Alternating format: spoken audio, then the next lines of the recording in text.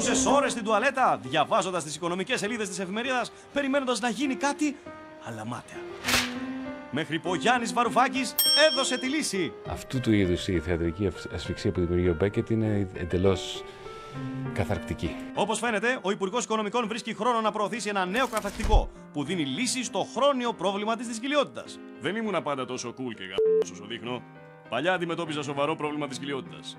Πάσχα έκανα μόνο στη μονή εσφιγμένου. Προσπάθησα να ενεργηθώ στη φύση, αλλάζοντας μάλιστα διαφορετικά τοπία. Μέχρι και στα Highlands της Σκωτίας έφτασα, τίποτα. Είχα στουμπώσει. Κάποιος μου είπε ότι ο καφές το πρωί θα βοηθήσει. Το δοκίμασα, μπας και λειτουργήσει το έντερό μου. Τσίφος. Έτρεχα στη λαϊκή σαν την κυράτσα πρωί-πρωί να πάρω τα πιο φρέσκα δαμάσκηνα, ακτινίδια και σάπιες ελιές. Τίποτα. Το κόψιμο για μένα ήταν άπιαστο όνειρο. Μέχρι που κάποια στιγμή ήμουν στο Eurocorp νομίζω.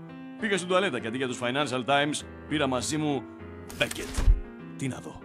Με πήγε αίμα. Κάνε και εσύ ό,τι κάνει και ο Γιάννης με έναν ή. Τέλος πια στις ατέλειωτες ώρες στην τουαλέτα. Δοκίμασε Beckett και είσαι ελεύθερος.